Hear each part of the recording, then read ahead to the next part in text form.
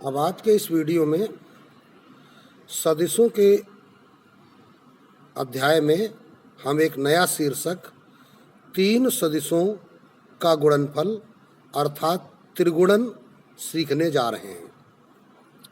सभी विद्यार्थियों को यह सदिश त्रिगुणन या अदिश त्रिगुणन 2 प्रकार का जो होता है, इसको बड़े ही ध्यान से सीखना है।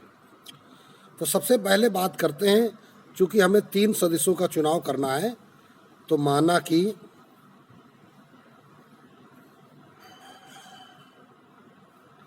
तीन सदिश वेक्टर ए, वेक्टर बी तथा वेक्टर सी हैं।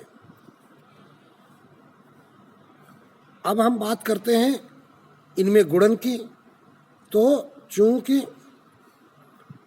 2 सदिशों का अदिश गुणनफल करने पर हमें एक अदिश प्राप्त होता है, या जिसको हम कहते हैं कि परिमाण हमें प्राप्त होता है। और 2 सदिशों का जब हम सदिश गुणनफल करते हैं तो हमें एक सदिश प्राप्त होता है, अर्थात परिमाण व दिशा दोनों ही प्राप्त होती हैं। तो 2 सदिशों का यहाँ पे कहा गया है, तो इसका मतलब A डॉट B बराबर, इसलिए A डॉट B बराबर अदिश तथा वेक्टर A क्रॉस B बराबर हमें सदिश प्राप्त होता है। अब जब हम 3 सदिशों को लेंगे तो 3 सदिशों के लिए अब हमें देखना क्या है कि उनमें हम डॉट प्रोडक्ट करेंगे या क्रॉस प्रोडक्ट करेंगे। तो सभी स्थितियों पर विचार कर लेते हैं कि 3 सदिश हमने A B C लिखे, तो ऐसी संभावना हो सकती है, ठीक। या फिर A B C हमने लिखा, ऐसी संभावना हो सकती है। या फिर हमने A B C ऐसे लिखा, ये संभावना हो सकती है। और या फिर यहाँ डॉट लगाते हैं A dot B cross C। तो 4 स्थितियाँ हमारे पास बनेंगी कि 3 सदिशों का जब हम गुणन करने जाएंगे तो वहाँ हमारे पास 4 स्थितियाँ बनती हैं। ये फर्स्ट कंडीशन, ये सेकंड, और ये थर्ड, और ये फोर्थ। ये 4 कंडीशन हमारे पास बनती हैं। अब इन पर विचार करते हैं कि ये गुणन क्या 4 प्रकार के होते हैं। तो अब हम, जैसा कि अभी हमने कहा कि A डॉट B क्या है, अदिश है, तो इसका मतलब क्या हो जाएगा कि कोई एक अदिश मिलेगा हमको और उसको हम डॉट प्रोडक्ट कराएंगे C से। तो हमेशा ध्यान रखिए कि मान लीजिए कहीं आपके पास M एक अदिश है और वेक्टर A में आप गुणा करते हैं, या इसको हम कहेंगे वेक्टर A का M गुना, तो इसको M वेक्टर A कह देते हैं। तो इसका तात्पर्य यह नहीं होता है कि M और A के बीच में अदिश गुणन हो रहा है, नहीं, ये क्या हो रहा है, वेक्टर A का M गुना हो रहा है। M यहाँ अदिश है और A सदिश है। तो इस प्रकार जब अदिश में हम सदिश का गुणा करेंगे तो ये गुणा नहीं, गुना होता है। तो इसका तात्पर्य यह हो जाता है कि अदिश और सदिश का बिंदु गुणन होता ही नहीं है, क्योंकि बिंदु गुणन हमने क्या देखा है 2 सदिशों में।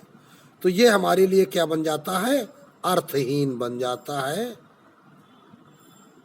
अर्थात संभव नहीं है, संभव नहीं।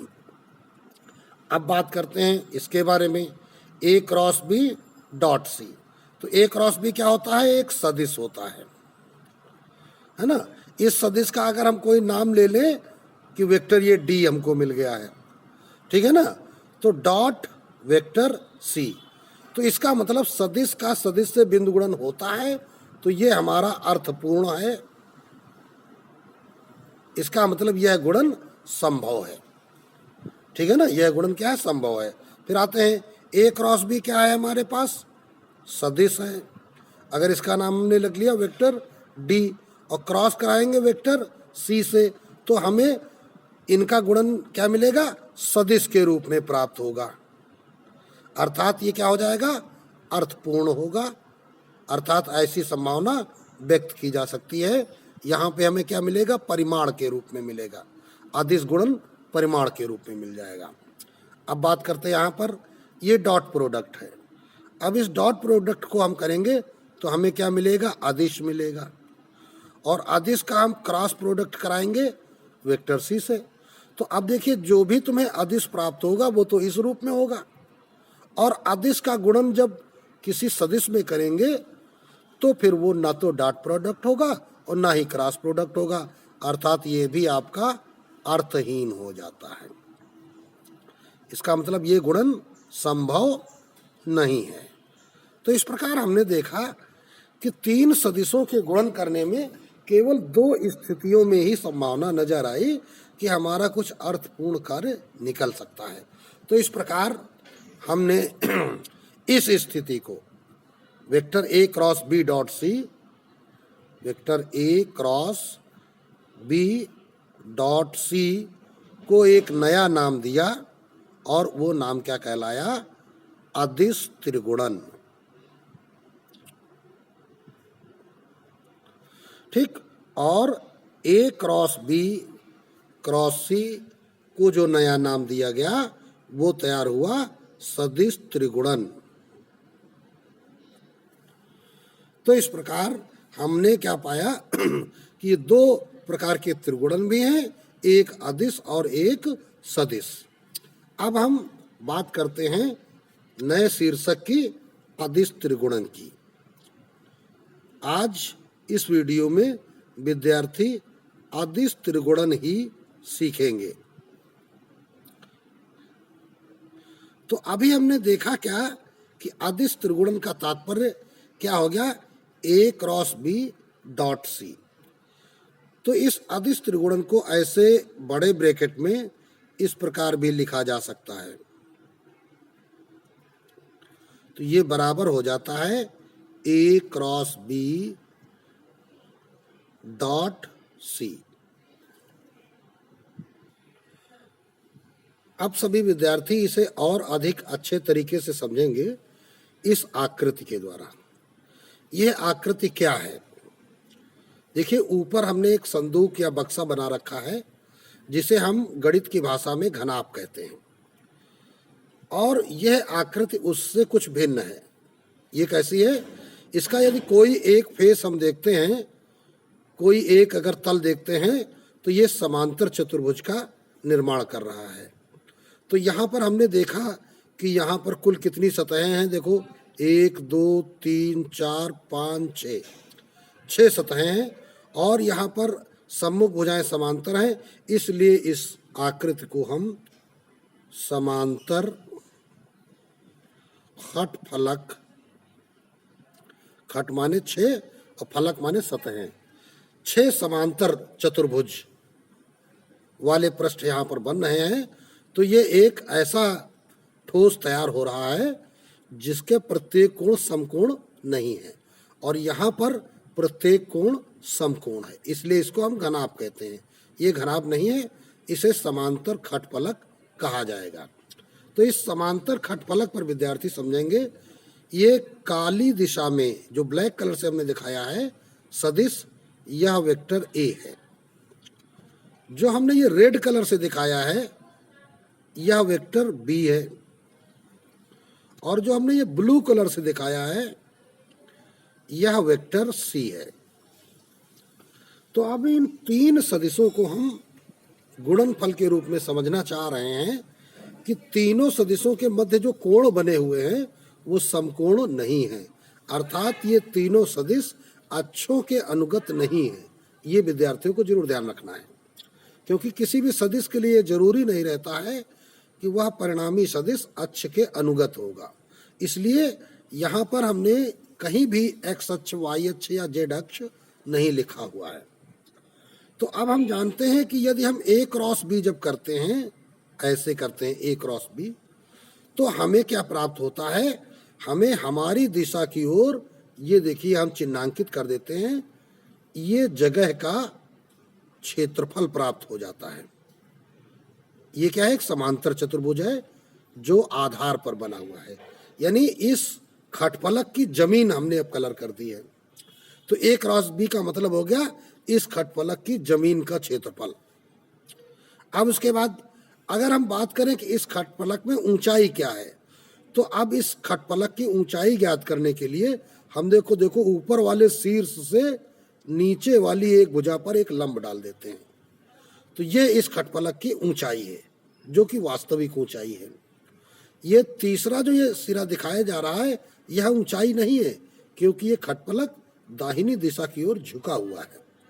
अर्थात ये जो है वेक्टर ए के साथ वेक्टर सी जो है वो न्यून कोण बना रहा है। तो फिर यहाँ पर हम जानते हैं कि घनाभ का आयतन क्या होता है, L into B into H, ये आपने पढ़ रखा है। तो यहाँ पर क्या होगा, यहाँ पर इसके आयतन का सूत्र होगा आधार का क्षेत्रफल गुणित ऊंचाई। जरा इस बात को विद्यार्थी ध्यान देंगे, यह ज्यामितीय सूत्र हो गया काहे का, इस खटफलक के आयतन का। तो इस खटफलक में जितनी जगह है, अगर ये खुले बॉक्स के रूप में है, तो इसमें जितनी जगह है उसका आयतन क्या है, आधार का क्षेत्रफल इंटू ऊंचाई। तो इस प्रकार हम समांतर खटफलक का आयतन अगर लिखना चाहें, तो आधार का क्षेत्रफल, आधार कैसा है, एक समांतर चतुर्भुज का है, आकार का है, जिसके संलग्न सदिश वेक्टर ए और वेक्टर बी है। तो समांतर चतुर्भुज का क्षेत्रफल हम पीछे पढ़ चुके हैं, क्या पढ़ चुके हैं, ए क्रॉस बी पढ़ चुके कि नहीं पढ़ चुके हैं। और इसको हम मॉड अवस्था या ब्रैकेट की अवस्था में करें तो ये एक सदिश के रूप में प्राप्त होता है। अब इस सदिश में अगर एक अन्य सदिश सी का हम डॉट प्रोडक्ट करा दें, तो हमें यह आयतन तैयार हो जाता है इस समांतर खटफलक का। तो इस प्रकार किसी समांतर खटफलक का यदि हमें आयतन निकालना है या घनाभ का आयतन निकालना है, तो हमें दिए गए सदिशों का त्रिगुणन करना पड़ेगा। तो इस प्रकार यह जो राशि आई है वह इस त्रिगुणन के बराबर है। अर्थात अब हम इसे कह सकते हैं ए बी सी, बड़े ब्रैकेट में कह सकते हैं। अब हम इस खटफलक को यदि क्या करें, थोड़ा सा घुमा दें, और घुमाने के बाद हम क्या करें, इस सतह को जमीन पर ले आए, ये वाली जो सतह आपको दिखाई पड़ रही है। अब हम क्या करें कि इसको ऐसे घुमा दिया कि इस सतह को जमीन पर ले आए। तो इस सतह में है क्या, बी है और सी है। तब ये क्या हो जाएगा, वेक्टर ए ऊंचाई की ओर दिशा बताने लगेगा। तो फिर हमारे पास यहाँ पर इसकी वैल्यू क्या प्राप्त हो जाएगी, B cross C dot A, क्या वैल्यू प्राप्त हो जाएगी, B cross C dot A बन जाएगा। तो इसको हम या ऐसे भी कह सकते हैं, बी सी ए, ठीक। अब अगर ये पीछे वाली सतह को अगर हम कहें कि इस सतह को जो है, ये जो बैक साइड में आपको खड़ी सतह दिखाई पड़ रही है, अगर इस सतह को हम माने कि इस सतह को हम, ये वाली सतह, इसको जमीन पे कर दें, तो जब इस सतह को हम जमीन पे कर देंगे तो इस सतह में देखिए हमारे पास है क्या क्या, इस सतह में हमारे पास वेक्टर ए है और वेक्टर सी है। तो फिर हमारे पास क्रम से बन जाएगा, सूत्र बन जाएगा vector C cross vector A dot vector B, या इसको हम कह सकेंगे सी ए बी, बड़े ब्रैकेट में। तो इस प्रकार हमारे पास निष्कर्ष क्या निकल के आता है,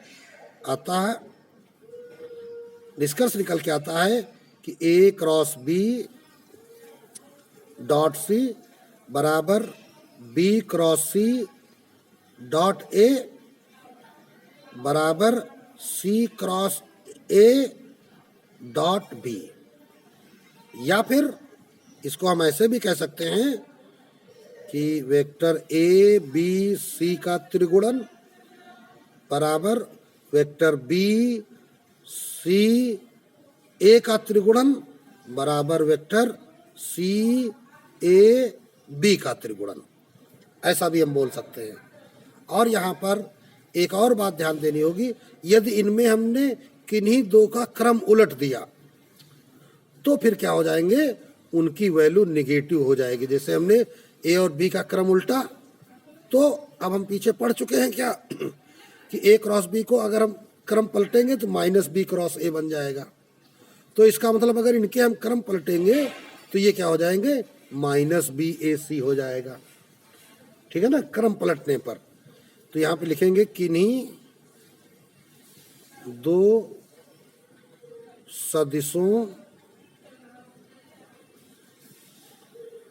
में क्रम उलट करने पर क्या हो जाएगा कि ए क्रॉस बी डॉट सी जो होता है वो माइनस का बी क्रॉस ए, ठीक है ना, डॉट सी बन जाएगा।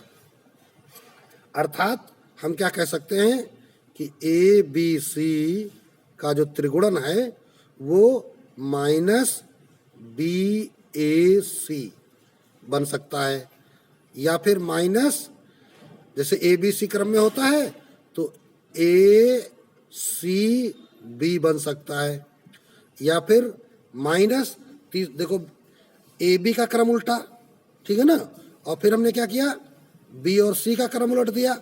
अब हम ए और सी का क्रम उलट देंगे तो सी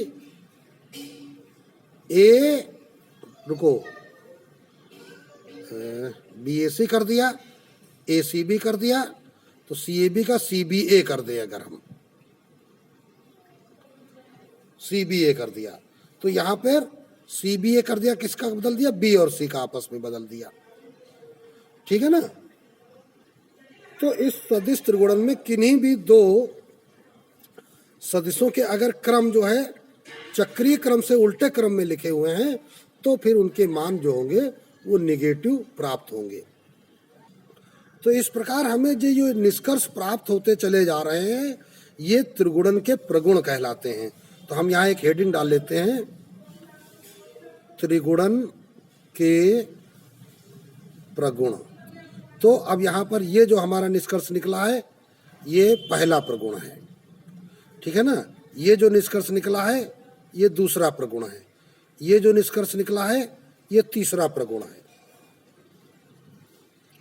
अब देखिए हम जानते हैं कि ए क्रॉस ए बराबर क्या होता है, 0 होता है। तो इसलिए अगर कहीं हमको त्रिगुणन इस रूप में मिल जाए ए क्रॉस ए डॉट बी, तो इसको हम क्या कहेंगे, ए बी इस रूप में लिख सकते हैं। अभी जैसा कि हम पीछे देख चुके हैं तो इसकी वैल्यू हमें क्या मिल जाएगी, 0 मिल जाएगी।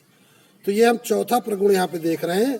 तो इस प्रकार निष्कर्ष क्या आएगा कि अगर इस प्रकार से कहीं हमको मिल जाता है ए बी या फिर ए बी बी या फिर ए बी सी सी इस प्रकार मिल जाए तो ये सारी वैल्यूज क्या मिल जाती हैं, ये जो होती हैं 0 हो जाती हैं। ठीक है ना। या फिर इनको हम ऐसे भी लिख सकते हैं, ए बी हमको मिल गया है, जैसे ए बी बी मिल जाए और फिर ए बी ए के रूप में हो जाए, ऐसा भी कर दें कि अगर ए बी ए, तो यहाँ पे देखिए 2 सदिश मिल गए ना, तो 2 सदिश एक जैसे हैं अगर त्रिगुणन में तो उनका गुणनफल क्या होगा, वो 0 होगा। यह भी एक प्रमुख इसका प्रगुण है। अब पांचवा प्रगुण क्या कहता है, यदि वेक्टर ए बराबर एम वेक्टर बी हो जाए, अर्थात ए और बी आपस में क्या हो जाए, समांतर हो जाए, तो फिर अब अदिश त्रिगुणन अगर करोगे तो क्या करोगे, vector A cross B dot C, ये अगर तुमको निकालना पड़ेगा तो क्या करोगे, ए क्रॉस, ए की वैल्यू क्या है एम बी, ए को लिख दोगे M B cross A dot C, तो बराबर देखो एम आ जाएगा बाहर और यहाँ ये वेक्टर बी है, तो B cross B dot C, तो बी क्रॉस बी क्या हो जाएगा, 0 हो जाएगा, तो ये परिणाम आपका 0 प्राप्त हो जाएगा। फिर से समझ लीजिए, वेक्टर ए की जगह हमने क्या लिख दिया, एम बी, ऊपर लिख देते हैं M vector B, cross B की जगह बी ही लिखा जाएगा और डॉट सी, ये लाइन हम खत्म कर देते हैं। अब ऊपर देख लीजिए, तो ये बराबर वैल्यू जो है अगर ये है तो एम आ जाएगा बाहर, बी क्रॉस बी हो जाएगा 0 और ये मिलकर के 0 बना देंगे। तो इस प्रकार हमने देखा कि अगर दो सदिश कहीं इसमें समांतर मिल गए तो फिर उनका अदिश त्रिगुणन क्या हो जाएगा, शून्य हो जाएगा। फिर छठा प्रगुण होता है, यदि तीनों सदिश वेक्टर ए वेक्टर बी तथा वेक्टर सी एक समतलीय हैं तो फिर उनका जो अदिश त्रिगुणन होगा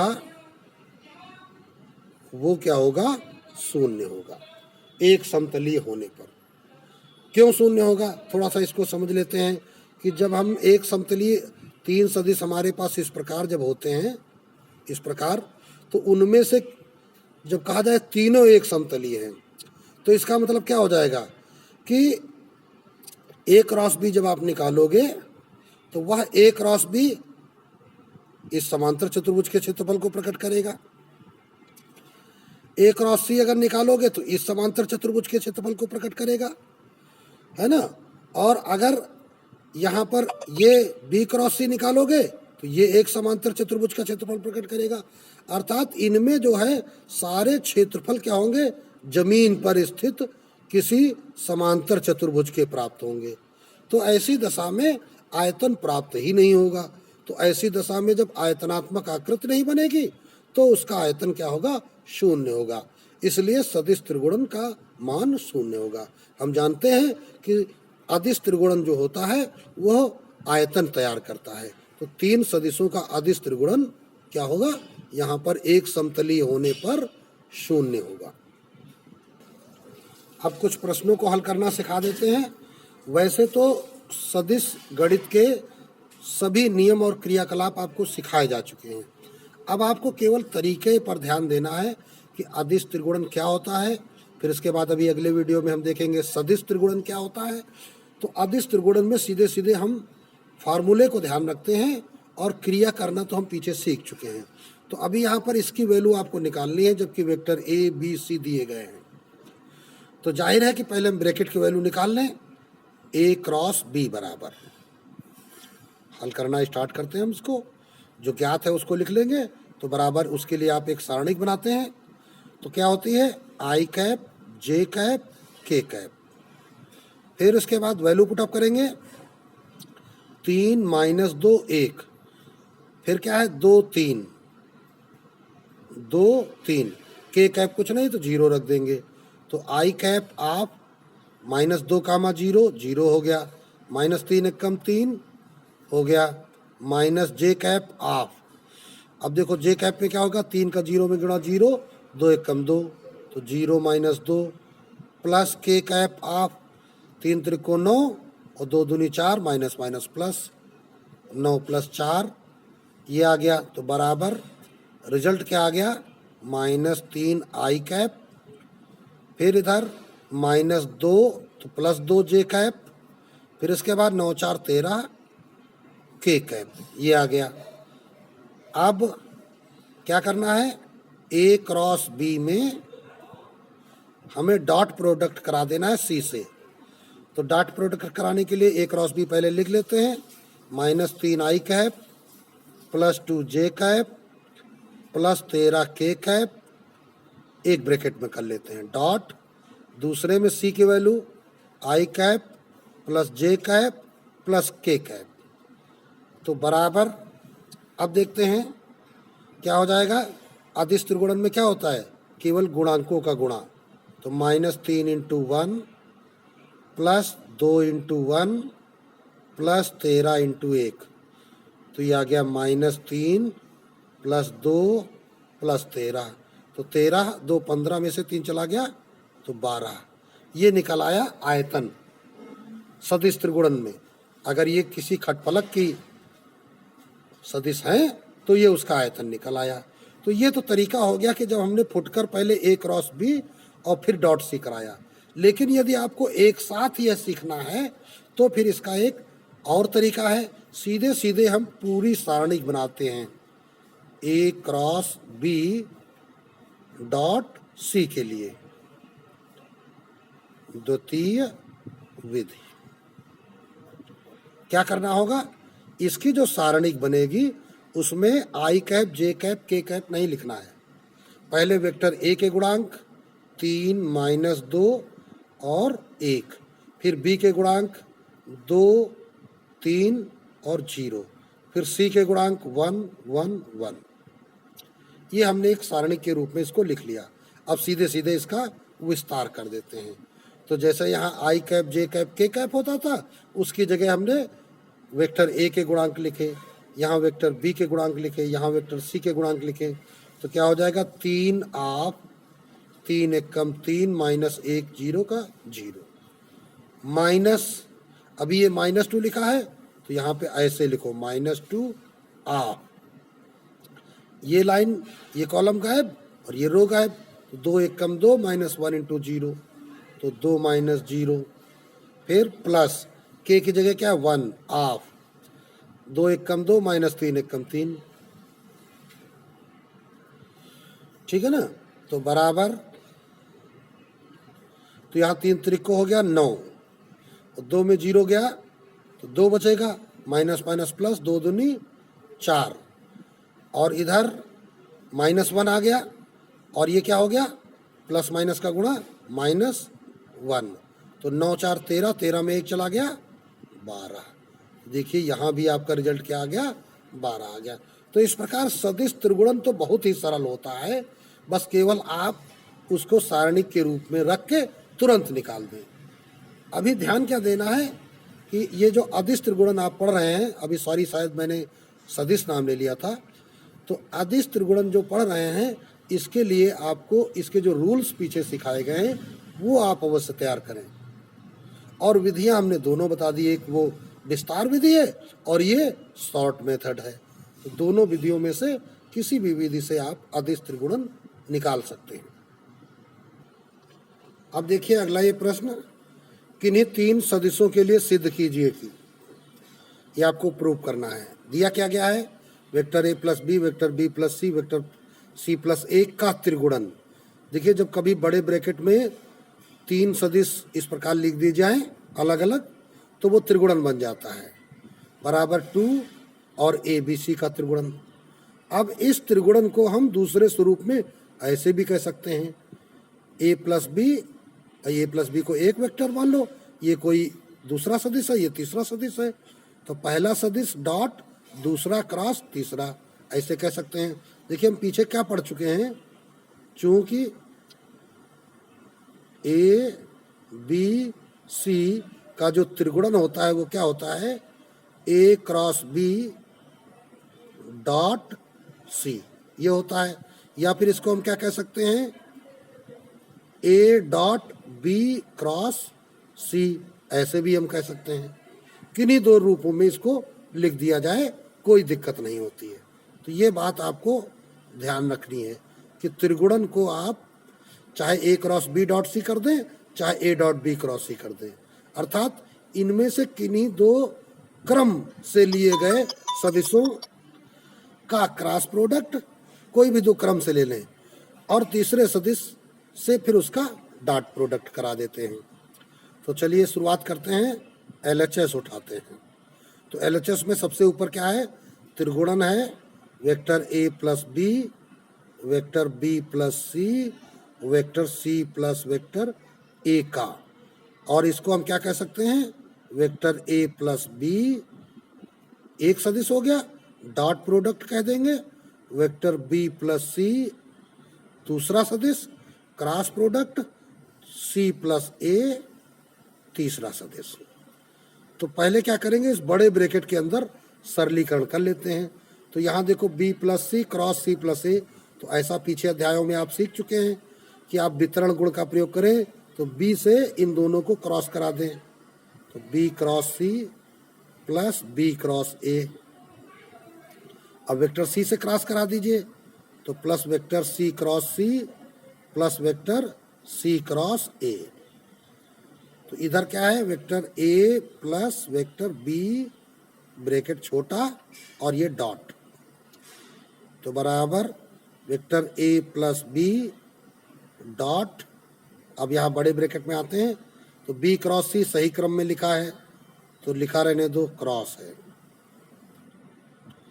प्लस ये उल्टे क्रम में लिखा हुआ है तो इसको क्या कह दोगे, माइनस का ए क्रॉस बी। इसकी वैल्यू 0 हो जाएगी और ये सही क्रम से लिखा है, ठीक है ना। तो आप बराबर, अब क्या करेंगे, ये तो सरल हो गया। तो अब ए से ये वाला ब्रैकेट वितरण गुण के लिए खोलेंगे, तो हमारे पास क्या हो जाएगा, A dot B cross C, इसका इसमें करेंगे, minus A dot A cross B, A से हो रहा है, plus A dot C cross A, ये तो हो जाएगा। अब प्लस बी से करा दो, तो plus B dot B cross C plus B dot, ये माइनस में है तो माइनस वाला पहले लिखते हैं, minus B dot A cross B plus B dot इससे कराते हैं सी क्रॉस ए से। तो अब ये क्या है, A dot B cross C A B C का त्रिगुणन हो गया, माइनस ये ए बी का त्रिगुणन हो गया, प्लस ए सी ए का त्रिगुणन हो गया, प्लस बी बी सी का त्रिगुणन हो गया, ठीक है ना, माइनस बी ए बी का त्रिगुणन हो गया,